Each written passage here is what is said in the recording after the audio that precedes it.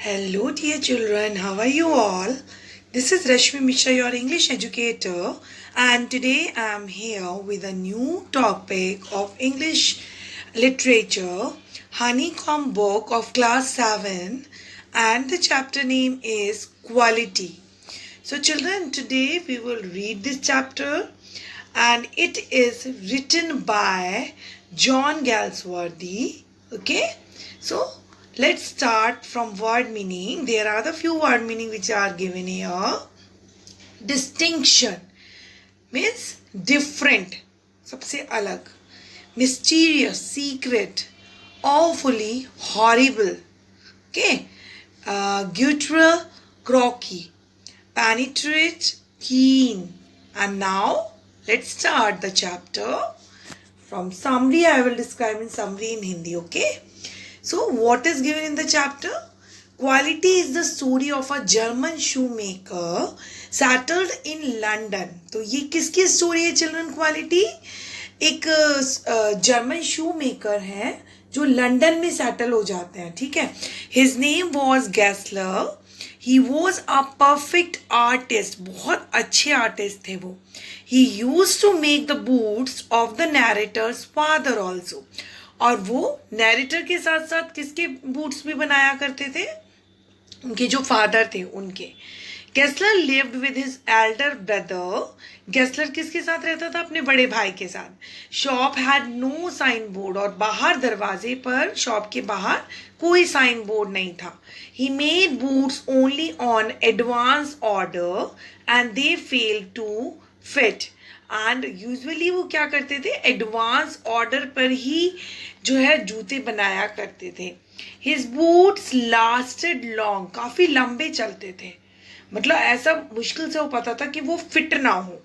वो जो शूज़ बनाते थे ऐसा होता था कि हमेशा फिट बैठते थे और बहुत दिनों तक चलते थे. बहुत मजबूत शूज़ बनाया करते थे. So the narrator did not need to go his shop very early. तो इसीलिए नैरेटर जो थे एक बार शू बनाने के बाद उन्हें दोबारा जल्दी से वहाँ जाने की ज़रूरत नहीं पड़ती थी. Whenever the narrator goes to his shop, feels like going to some church. और जब भी नैरेटर वहाँ जाते थे, कहाँ पर? गैसलर की शॉप पर. ऐसा लगता था जैसे किसी चर्च में जा रहे हैं. मतलब बहुत शांति मिलती थी वहाँ पे. The narrator wanted a pair of Russian leather boots. अब उन्हें रिक्वायरमेंट हुई नैरेटर को कि वो एक रशियन लेदर बूट्स चाहते थे बनवाना. तो Gessler showed his piece of gold brown leather. उन्होंने एक गोल्ड ब्राउन लेदर का एक पीस दिखाया. And he promise to deliver the boots after a fortnight. यानी कि उन्होंने कहा कि कुछ समय के बाद वो उनके जो बूट्स हैं वो डिलीवर करा देंगे. He it seemed used to dream of boots. ऐसा लगता था कि उनको हमेशा जूतों के सपने आते थे. ठीक है.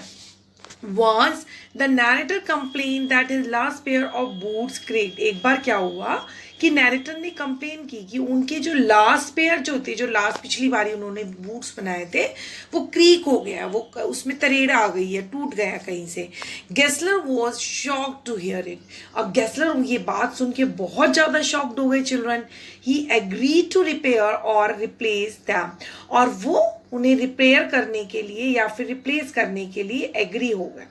On another occasion, the narrator entered Gessler's shop. अब दूसरा अवसर आया जब नरेटर जो है उनकी गेस्लर की शॉप पर गए. And he was wearing a pair of shoes bought at a large form. और उन्होंने क्या पहने हुए थे नरेटर ने? एक बड़ी सी शॉप से लिए हुए शूज पहने हुए थे. ठीक है. Gessler told that those were not his boots. Gessler ने कहा कि ये तो मेरी शॉप के बूट्स नहीं है. He put a finger on the place where the left foot was not comfortable.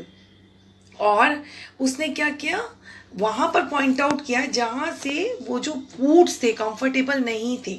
He also spoke about the hard time of his trade. उसने अपना जो हार्ड टाइम चल रहा था, उसका बहुत कठिन समय चल रहा था जो गेस्लर था. ठीक है. वो भी उनको बताया. His own business was going down. और उसका जो बिजनेस था बूट मेकिंग का वो बहुत डाउन हो चुका था. The narrator was so deeply moved that the order for many pair. अब इतने ज़्यादा वो डीपली बहुत हर्ट हुए उनकी बातें सुनकर कि उन्होंने बहुत सारे शूज़ का ऑर्डर दे दिया उनको. For 2 years he could not go to Gessler shop. और 2 साल तक उन्हें गेस्लर जो बूट मेकर थे उनकी शॉप पर जाने की नीड ही नहीं हुई. When he came to known that Mr. Gessler's shop next time, he came to know that Mr. Gessler's brother had died. और जब वो मिस्टर गैसलर की शॉप पर दोबारा गए अगली बार, तो उन्हें पता चला कि उनके जो ब्रदर हैं उनकी डेथ हो गई है. And he again order for many pair of boots. और फिर से उन्होंने बहुत सारे बूट्स के ऑर्डर दे दिए. He was also upset to see Mr. Gessler, who seemed to have grown older by 15 years. और वो मिस्टर गैसलर को देखकर बड़े दुखी से भी हुए, अपसेट हुए, क्योंकि 15 साल और ज़्यादा बूढ़े हो गए थे वो. And he again order for many pair of boot. और उन्होंने दोबारा से बहुत सारे शूज़ का ऑर्डर उनको दे दिया.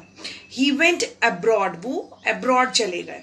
When he return his country after a year. जब बहुत सालों के बाद वो अपनी कंट्री में वापस आए, he went to Gessler shop. वो गेस्लर की शॉप पर गए टू थैंक हिम. उनको धन्यवाद कहने के लिए. For the new boots which he had parcel to him. जो उनके पास तक पार्सल किए गए थे उन शूज़ के लिए. But he found that the name of the shop was gone. उसने पाया कि वहाँ पर कोई भी शॉप का नाम नहीं था. ठीक है. It had been taken over by some Englishmen. और वो जो शॉप थी वो किसके द्वारा ले ली गई थी, खरीद ली गई थी, एक अंग्रेज के द्वारा. The poor fellow died of slow starvation.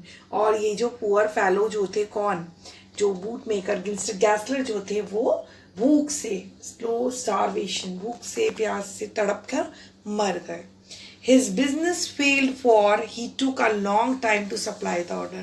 और उनका जो बिजनेस था वो भी फेल हो चुका था, क्योंकि वो बहुत लंबे समय लेते थे सप्लाई करने में, है ना, ऑर्डर को, क्योंकि उनकी एज भी हो गई थी काफ़ी ज़्यादा.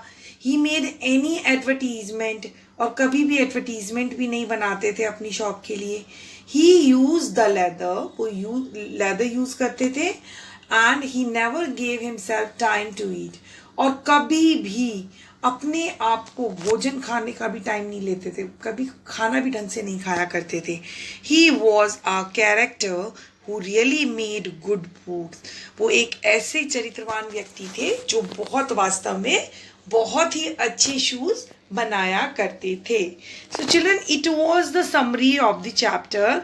I think it is understood by you. If you have any query, you can ask in comment section. Okay, do subscribe my channel, children. Please subscribe my channel, like my videos. Till then, goodbye. See you, children.